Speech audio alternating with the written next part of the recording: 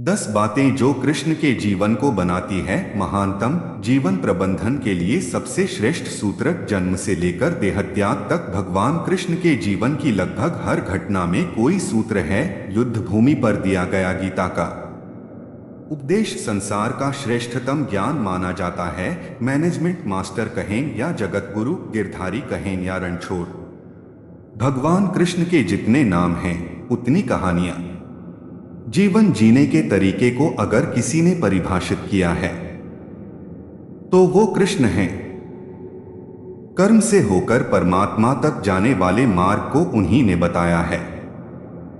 संसार से वैराग्य को सिरे से नकारा, कर्म का कोई विकल्प नहीं, ये सिद्ध किया। कृष्ण कहते हैं, मैं हर हाल में आता हूं। जब पाप और अत्याचार का अंधकार होता है तब भी, जब प्रेम और भक्ति का उजाला होता है तब भी, दोनों ही परिस्थिति में मेरा आना निश्चित है। वैसे तो कृष्ण का संपूर्ण जीवन ही एक प्रबंधन की किताब है, जिसे सैकड़ों हजारों बार कहा सुना जा चुका है। कुरुक्षेत्र में दो सेनाओं के बीच खड़े होकर भारी तनाव के समय कृष्ण ने अर्जुन को जो ज्ञान दिया वो दुनिया का श्रेष्ठतम ज्ञान है। गीता का जन्म युद्ध के मैदान में दो सेनाओं के बीच हुआ। जीवन की श्रेष्ठतम बातें भारी तनाव और दबाव में ही होती हैं। अगर आप दिमाग को शांत और मन को स्थिर रखने की कोशिश करें तो सबसे बुरी परिस्थितियों में भी आप अपने लिए कुछ बहुत बेहतरीन निकाल पाएंगे। ये कृष्ण सिखाते हैं। गीता पढ़ने से पहले अगर इसी बात को समझ लिया जाए तो गीता पढ़ना सफल हुआ। कृष्ण का जीवन ऐसी ही बातों से भरा पड़ा है। जरूरत है नजरिए की।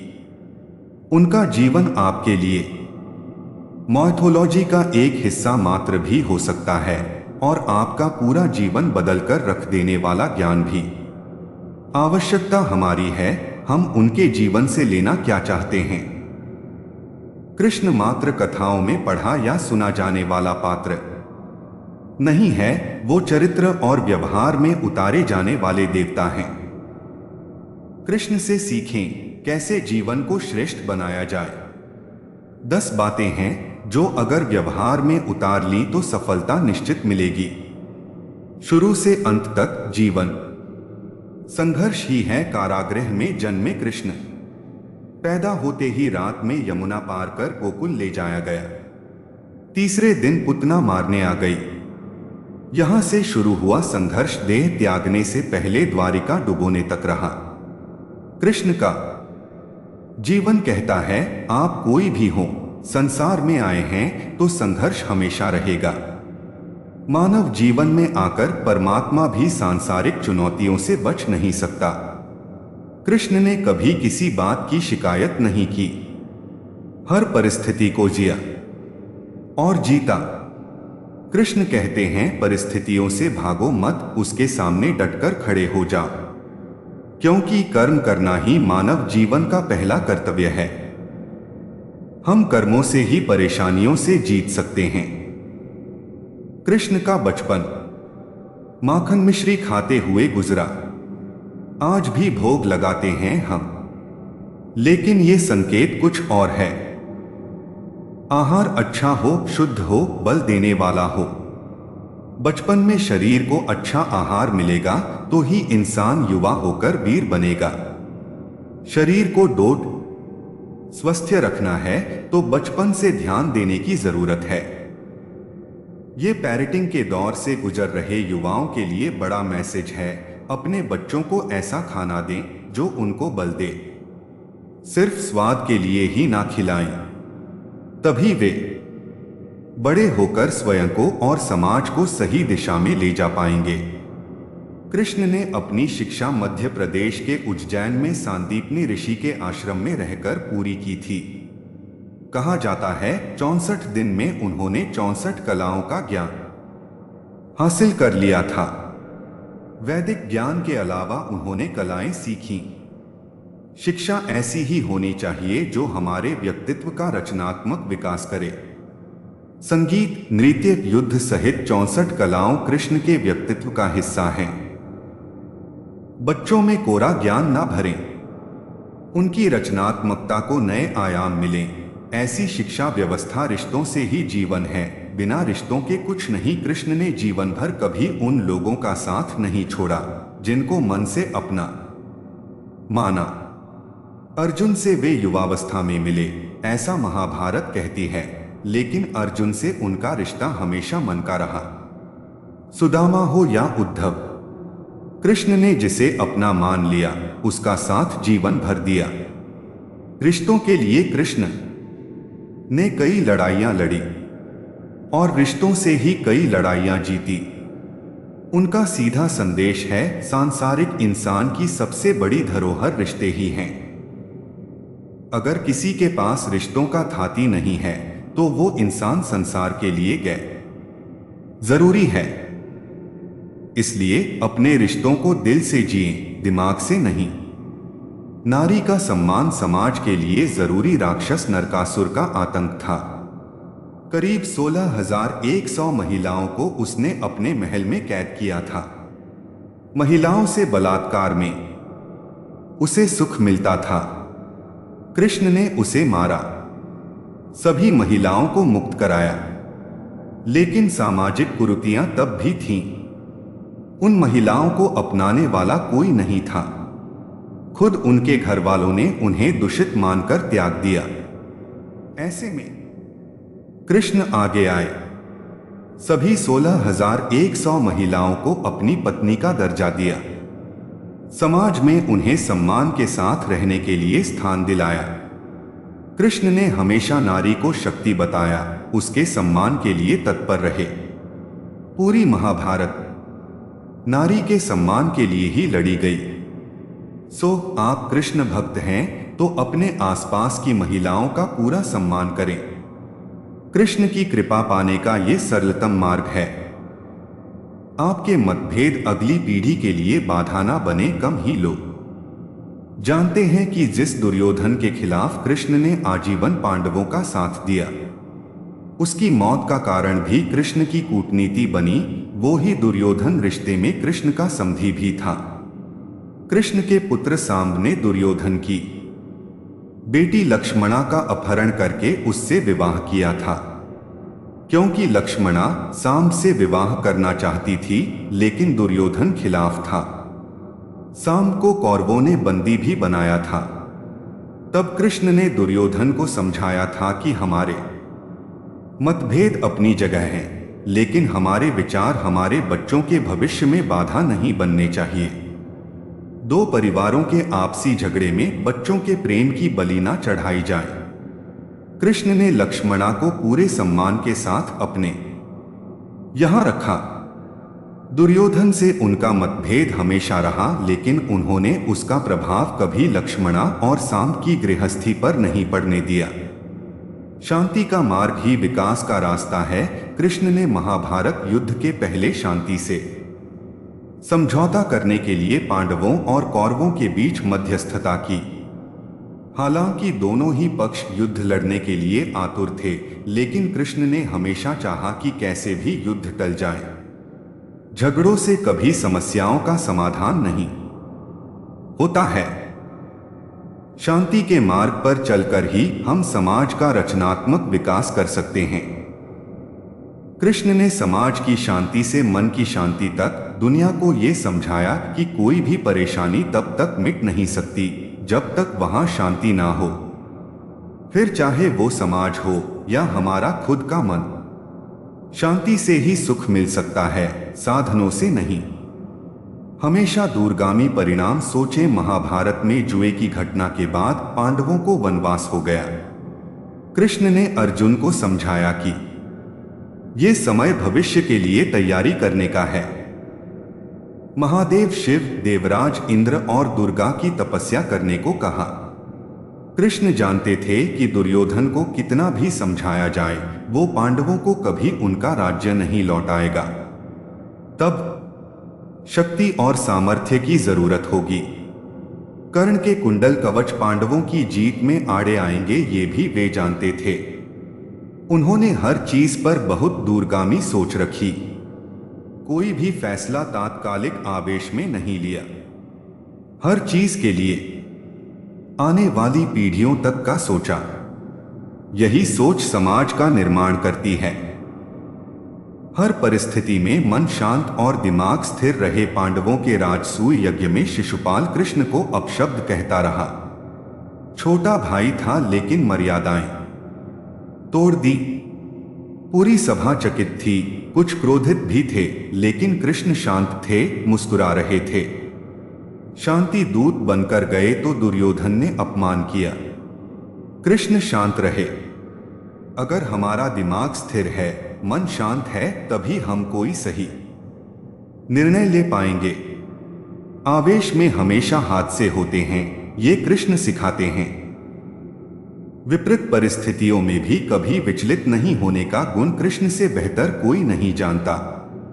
लीडर बने, श्रेय लेने की होड़ से बचें। कृष्ण ने दुनिया भर के राजाओं को जीता था। जहां ऐसे राजाओं का राज था जो भ्रष्ट थे, जैसे जरासंध, लेकिन कभी किसी राजा का सिंहासन नहीं छीना। कृष्ण के पूरे जीवन में कभी ऐसा नहीं हुआ कि उन्होंने किसी राजा को मारकर उसका शासन खुद लिया हो। जरासंध को मारकर उसके बेटे को राजा बनाया, जो चरित्र का अच्छा था। सभी जगह ऐसे लोगों को बैठाया जो धर्म को जानते थे। कभी किंग नहीं बने, हमेशा किंगमेकर की भूमिका में रहे। महाभारत युद्ध में भी खुद हथियार नहीं उठाया। पूरा युद्ध कूटनीति से लड़ा। पांडवों को सलाह देते रहे, लेकिन जीतने का श्रेय भीम और अर्जुन को दिया। भगवत गीता पूरे विश्व के लिए मार्गदर्शक के रूप में विख्यात है। भगवान श्री कृष्ण ने अर्जुन को जीवन के जो रहस्य बताए हैं, वो गीता में लिखे गए। आज भी भगवत गीता के अनमोल वचन या मानव के लिए जीवन शैली की बेहतरीन गाइड है। जीवन के उतार चढ़ाव में गीता में स्पष्ट रूप से कुछ महत्वपूर्ण ज्ञानवर्धक बातें कही गई हैं। आज की पोस्ट गीता कोट्स में आप पढ़ेंगे। इन संदेशों के माध्यम से आपका जीवन भी अर्जुन की तरह सफल हो और गीता कोट्स के जरिए आप भी जीवन रूपी युद्ध में विजयी हो। आप कितने भी अच्छे कर्म कर लो, लेकिन समाज आपके बुरे कार्यों को ही सदैव याद रखता है। इसलिए लोग क्या कहेंगे, यह सोचने से बेहतर है कि आप अपना कर्म करें। जन्म लेने वाले के लिए मृत्यु उसी प्रकार निश्चित है जितना कि मरने वाले के लिए जन्म लेना। इसलिए इस विषय पर शोक मनाना व्यर्थ है। गीता में कहा गया है, जो इंसान किसी की कमी को पूरी करता है वो सही अर्थों में महान होता है। तुम्हारे साथ जो हुआ वह अच्छा हुआ, जो हो रहा है वो भी अच्छा है, और जो होगा वो भी अच्छा होगा। गीता के अनुसार जिंदगी में हम कितने सही हैं और कितने गलत हैं, यह केवल दो लोग जानते हैं, एक परमात्मा और दूसरी हमारी अंतरात्मा। जीवन का आनंद ना तो भूतकाल में है और ना भविष्यकाल में, बल्कि जीवन तो बस वर्तमान को जीने में है। जब तक शरीर है तब तक कमजोरियां तो रहेगी ही, इसलिए कमजोरियों की चिंता छोड़ो और जो सही कर्म है उस पर अपना ध्यान लगाओ। अर्जुन, तुम भला क्यों रोते हो? तुमने जो खोया क्या वह तुमने पैदा किया था? आज जो तुम्हारा है वह कल किसी और का होगा, क्योंकि परिवर्तन ही संसार का नियम है। किसी का अच्छा ना कर सको तो बुरा भी मत करना, क्योंकि दुनिया कमजोर है लेकिन दुनिया बनाने वाला नहीं। यदि कोई व्यक्ति विश्वास के साथ इच्छित वस्तु को लेकर नित्य चिंतन करता है तो वह जो चाहे वह बन सकता है। सच्चा धर्म यह है कि जिन बातों को इंसान अपने लिए अच्छा नहीं समझता उन्हें दूसरों के लिए भी प्रयोग ना करे। कोई भी व्यक्ति अपने विश्वास से बनता है। वह जैसा विश्वास करता है उसी अनुरूप बन जाता है। मन अशांत है और उसे नियंत्रित करना कठिन है, लेकिन अभ्यास से इसे वश में किया जा सकता है। मेरे लिए समस्त प्राणी समान हैं।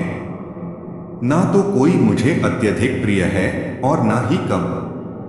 लेकिन जो मेरी भक्ति पूरे मन से करते हैं, मैं सदैव आवश्यकता पड़ने पर उनके काम आता हूँ। मन की शांति से बढ़कर इस संसार में कोई भी संपत्ति नहीं है। जो मनुष्य फल की इच्छा का त्याग करके केवल कर्म पर ध्यान देता है, वह अवश्य ही जीवन में सफल होता है। कोई भी इंसान जन्म से नहीं बल्कि अपने कर्मों से महान बनता है। अपना, पराया, छोटा, बड़ा इत्यादि को भूलकर यह जानो कि यह सब तुम्हारा है और तुम प्रति एक के हो। बिना फल की कामनाएं ही सच्चा कर्म है। ईश्वर चरण में हो समर्पण वही केवल धर्म है। जो व्यक्ति क्रोध करता है, उसके मन में भ्रम पैदा होता है, जिससे उसका बौद्धिक तर्क नष्ट हो जाता है और तभी व्यक्ति का धीरे धीरे पतन होने लगता है। गीता में लिखा है, जब इंसान की जरूरत बदल जाती है, तब इंसान के बात करने का तरीका बदल जाता है। इस संपूर्ण संसार में अपकीर्ति मृत्यु से भी अधिक खराब होती है। सदैव संदेह करने वाले व्यक्ति के लिए प्रसन्नता ना इस लोक में है ना ही कहीं और। जीवन में सफलता का ताला दो चाबियों से खुलता है, एक कठिन परिश्रम और दूसरा दृढ़ संकल्प। जो मन को नियंत्रित नहीं करते, उनके लिए वह शत्रु के समान कार्य करता है। कठिन परिश्रम से बचने के लिए व्यक्ति को भाग्य और ईश्वर की इच्छा जैसे बहानों के बजाय चुनौतियों का सामना करना चाहिए। गीता में कहा गया है, कोई भी अपने कर्म से भाग नहीं सकता, कर्म का फल तो भुगतना ही पड़ता है। मनुष्य को अपने कर्मों के अच्छे और बुरे फल के विषय में सदैव सोचकर चिंताग्रस्त नहीं होना चाहिए।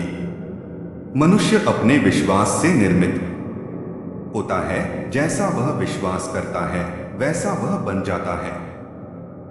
जो मनुष्य प्रतिदिन खाने, सोने और आमोद प्रमोद के कार्यों में लिप्त रहता है, वह नियमित तौर पर योगाभ्यास करके समस्त क्लेशों से छुटकारा पा सकता है। मन को शांत और स्थिर करने के लिए भगवान कृष्ण ने बताए हैं दो उपाय। किसी भी चीज को समझने के लिए सबसे पहले मन को शांत रखना चाहिए और फिर काम पर ध्यान देना चाहिए, क्योंकि हम मन से ही प्रश्न खोज लेते हैं और मन में ही जवाब देकर बैठ जाते हैं।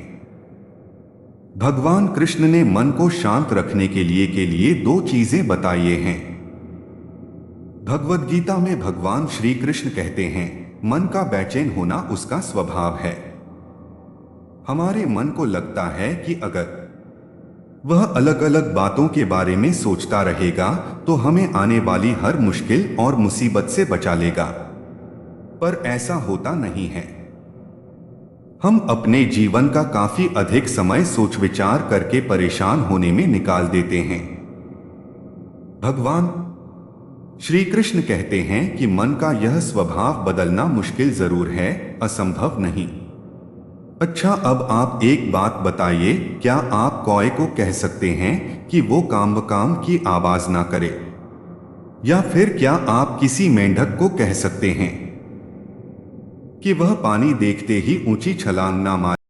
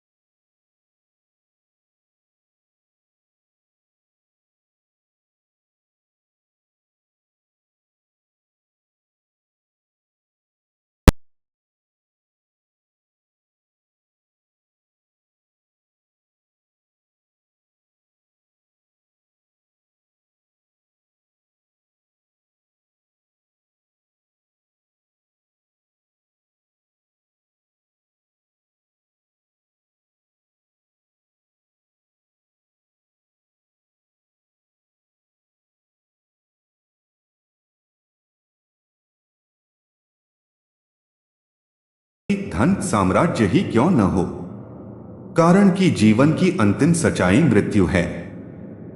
इसलिए प्रभु की भक्ति ही जीवन का आधार है। जब प्राणी दुखी होता है तब उसे हरि की याद आती है। दुख में ईश्वर को याद करता है, सुख में भूल जाता है। दुनिया में सभी वस्तुएं एक समान हैं और उन सब का सम्मान होना चाहिए। इसलिए सबल निर्बल सभी को एक नजरिए से देखने की दृष्टि होनी चाहिए। एक कहावत है कि दुर्बलता एक अभिशाप है, क्योंकि ऐसा व्यक्ति ही हर तरह की मार खाता है। शरीर और मन दोनों की अशक्तता कौन अधिक बड़ा अभिशाप है, यह बताना कठिन है, पर इन दोनों शक्तियों का समन्वय ही सफलता का कारण रहा है। संसार में अनेक दुष्कर्मों को पाप की संज्ञा दी जाती है। चोरी करना, हत्या, दुराचार, झूठ बोलना, धोखा देना, विश्वासघात करना, किसी को पीड़ा नुकसान पहुंचाना आदि पाप कर्म कहे जाते हैं। लेकिन एक और भी बड़ा पाप होता है, वह है कमजोर होना। दुर्बलता से अन्य पापों को प्रोत्साहन मिलता है। निर्बल आदमी ही पाप में जल्दी प्रवृत्त होता है। स्वामी विवेकानंद ने कहा है, कमजोरी कभी न हटने वाला बोझ और यंत्रणा है। इसका नाम ही मृत्यु है। हमारे बहुत से दुखों का कारण भी यही है। सारी दुर्जनता निर्बलता की ही देन है, जिसमें कोई शक्ति नहीं है। इसलिए साहस सबसे बड़ी सबलता है। जिसमें साहस नहीं, वह अपने या अपने पड़ोसी पर होने वाले अत्याचारों के विरुद्ध कैसे आवाज उठा सकेगा। अत्याचार सहन करना, उसे समाज में होते देखना भी कम बड़ा अन्याय नहीं है। इससे दूसरों को अन्याय करने का प्रोत्साहन मिलता है। इस संघर्ष प्रधान संसार में ससम्मान जीवित रहने का हक उन्हीं को है जो शक्तिवान है। जीवन वही देता है जो आप उससे मांगते हैं, और जब आपको वह चीज मिल जाती है तब उसकी कोई कद्र नहीं होती है। भगवान कृष्ण ने गीता में बताया है कि सफलता प्राप्त करने के लिए जीवन में कुछ बदलाव करने होंगे। आइए इस लेख के माध्यम से जानते हैं कृष्ण ने क्या कहा है। भगवद गीता में श्री कृष्ण कहते हैं, हमारी सफलता केवल हमारे कर्म पर निर्भर है। जीवन में हमेशा हमें कुछ न कुछ चाहिए ही होता है। यह हमारी प्रकृति है। अब इन सब आशाओं और महत्वाकांक्षाओं को पूरा करने के लिए कर्म तो हमें करने ही पड़ते हैं। अब आप कर्म किस भाव से करते हैं, यह आप पर निर्भर है। आपके कर्म के पीछे जो भावना होती है, वह आपके संतोष का सबसे बड़ा कारण बन सकती है। जीवन में समृद्धि और सफलता प्राप्त करने के लिए इन चीजों को छोड़े और इनको पकड़े। जीवन वही देता है जो आप उससे मांगते हैं, और जब आपको वह चीज मिल जाती है तब उसकी कोई कद्र नहीं होती है। भगवान कृष्ण ने गीता में बताया है कि सफलता प्राप्त करने के लिए जीवन में कुछ बदलाव करने होंगे। आइए इस लेख के माध्यम से जानते हैं कृष्ण ने क्या कहा है। भगवद गीता में श्री कृष्ण कहते हैं, हमारी सफलता केवल हमारे कर्म पर निर्भर है। जीवन में हमेशा हमें कुछ न कुछ चाहिए ही होता है। यह हमारी प्रकृति है। अब इन सब आशाओं और महत्वाकांक्षाओं को पूरा करने के लिए कर्म तो हमें करने ही पड़ते हैं। अब आप कर्म किस भाव से करते हैं, यह आप पर निर्भर है। आपके कर्म के पीछे जो भावना होती है, वह आपके संतोष का, अपने संबंधियों का विनाश रचेंगे। तब शायद अर्जुन को कर्म में संतोष मिल रहा था और न आनंद। इस अवस्था में भगवान श्री कृष्ण पार्थ को बताते हैं कि अगर हम कर्म से मुंह मोड़ लेंगे तो इसका अर्थ यह नहीं कि हम वह करने। गीता का ज्ञान भगवान श्री कृष्ण हमें बताते हैं कि इस जीवन में कर्म से बचना असंभव है। अब कर्म आपके मन को भाने वाले हों या आपके मन को जलाने वाले हों, मनुष्य जीवन की नीति कर्म है। जीवन का आधार कर्म है। अगर आप मोह में बंधकर कर्म करने से मना कर देंगे तो परिस्थितियां ऐसी हो जाएंगी कि वे आपसे वही कर्म कराकर रहेंगी। यह वैसी ही बात है जब अर्जुन कुरुक्षेत्र के महायुद्ध के बीचों बीच अपने अस्त्र डाल देते हैं, क्योंकि कुछ क्षणों के लिए अर्जुन इस मोह में बंध जाते हैं कि अस्त्र उठाने से वह अपने कुल का, अपने संबंधियों का विनाश रचेंगे। तब शायद अर्जुन को कर्म में न संतोष मिल रहा था और न आनंद। इस अवस्था में भगवान श्री कृष्ण पार्थ को बताते हैं कि अगर हम कर्म से मुंह मोड़ लेंगे तो इसका अर्थ यह नहीं कि हम वह करने से बच जाएंगे। कर्म से आप केवल तब बच सकते हैं जब आप उसको करके उसे पूरा करें। अब यह आप पर है कि आप अपने कर्म को धर्म समझकर करें या बोझ समझकर। आपके कर्म को आप कौन सी भावना से करते हैं वह पूर्ण रूप से आप पर है, लेकिन करना तो पड़ेगा, इस तरह या उस तरह। देखिए, बोझ समझकर करेंगे तो जीवन भारी और कठोर लगेगा। धर्म समझकर करेंगे, सेवा भाव से कर्म करेंगे तो ऐसा लगेगा कि आपके हाथों भला हो रहा है। यह ऐसी ही बात है कि आप जो सेब या अनार या संतरा खाते हैं वह इसलिए खा पाते हैं क्योंकि दूर किसी माली ने अपना कर्म किया था। जैसे उसके कर्म का फल आप खा रहे हैं, वैसे ही आपके कर्म से किसी और को कोई सहायता मिल जाएगी। यह क्या होगा, कैसे होगा, यह जानना असंभव है। पर साधारण से साधारण मनुष्य भी अगर अपने मन में यह विश्वास बना ले कि उसके कर्म से किसी का भला हो रहा है, तब उस कर्म में धर्म और सेवा दोनों ही मिल जाते हैं। हम सब इस बात को किसी ना किसी रूप में मानते ही हैं और करते भी हैं। जैसे जब हम ऐसी नौकरी करें जो हमें उतनी पसंद नहीं होती, लेकिन उस नौकरी से हमारा घर चल रहा हो या हमारा परिवार खुश रह रहा हो, तो हम हमारा मोह छोड़ देते हैं। इसी कर्म में धर्म का भाव मिलता है। भगवान श्री कृष्ण हमें समझाते हैं कि हम समाज में रहते हैं तो उसके प्रति हमारे कुछ उत्तरदायित्व और कुछ कर्तव्य होते हैं।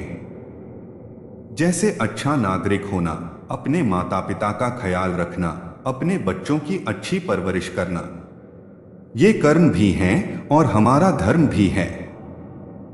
इसलिए अगर मन इस विचार से डगमगा उठा है कि आप यह सब कैसे करेंगे, तो ऐसे नकारात्मक विचार छोड़ दीजिए।